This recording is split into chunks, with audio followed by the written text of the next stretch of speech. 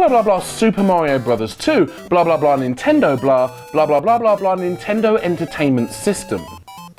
Blah blah blah vegetables, blah blah blah blah blah blah blah blah blah blah blah blah picking up enemies, blah blah.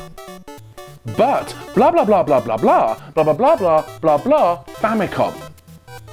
Blah blah blah blah blah blah Doki Doki Panic. Again blah blah blah blah blah blah blah blah blah blah blah blah.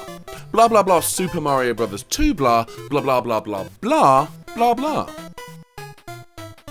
Right, now that we've pushed through the part that everybody definitely already knows, let's move on to the part that most people probably already know about, the Game Boy Advance version of Super Mario Bros. 2.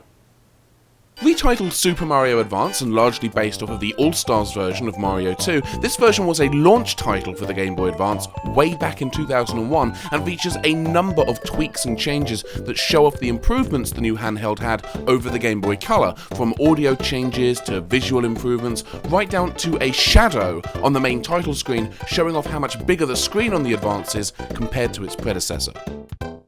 But not all of the changes were about making this a tech demo for the Game Boy Advance. Nintendo had already set a high standard with the release of Super Mario Bros. Deluxe for the Game Boy Color 2 years prior, so people probably would have been a bit pissed off if they'd just taken the All-Stars version of Mario 2, bunged it on a GBA cartridge and called it a day. No, they made some significant changes to the game.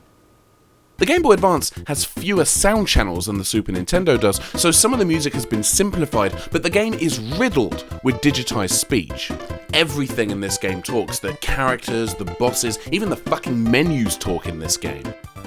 Super Mario Boom! If you thought Navi was annoying, wait till you hear Mario say "Lucky" every 7 seconds. The visuals have been given a bit of a polish as well, with vivid colours and some slight tweaks to the sprites, but there are some significant new additions, such as the backflip your character does when you've charged a jump. The game also makes casual use of software-rendered sprite rotation, which is the sort of thing that's commonplace in 2D games these days, but wasn't particularly common back then. And of course, there's the giant fucking Shy Guys, but it's okay because they've also added giant fucking turnips. There is not a single game on this planet that would not benefit from the addition of giant fucking turnips. If Silent Hill 2 had giant fucking turnips, then James would have dealt with Pyramid Head in the first 20 minutes of the game. They're the Neville Longbottom of video games.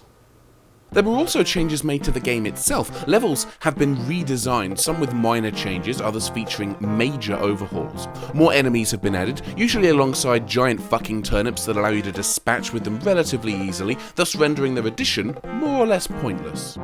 Speaking of points, Super Mario Advance has been brought in line with the other games in the Mario series and actually keeps track of a high score, which the original version didn't do because it doesn't care about you. But this one does. It wants to listen to you talk about your day and rub your feet and whisper sweet nothings into your ear. Lucky! No. Forget that last part. There's also Yoshi eggs hidden in the subspace areas of each level, and the by now traditional inclusion of red coins, which first appeared in Super Mario 64 and have found their way into more or less every Mario game released since, old and new. There are 5 red coins in each level, and you've got to collect all of them, and failing to do so will result in being ostracised by your peers and cast out by society. Or whatever. I'm torn about the changes. On one hand, the purist in me wonders why they bothered porting the bloody thing in the first place if they were just going to dick around with it. On the other hand, the collectaholic in me relishes the chance to hunt for red coins and Yoshi eggs. Now, Super Mario Bros. 2 may have seemed like an odd choice for a launch title back in 2001, but with the changes made to the audio, the enhancements made to the visuals, and the alterations made to the gameplay, Super Mario Advance proves to be a fairly decent showcase of the GBA's capabilities. Other Mario games, specifically Mario 3, Mario World and Yoshi's Island, would all eventually be ported to the Advance, relatively unchanged under the Super Mario Advance banner, so we can hardly complain about Nintendo dicking around with what is largely considered to be the black sheep of the series.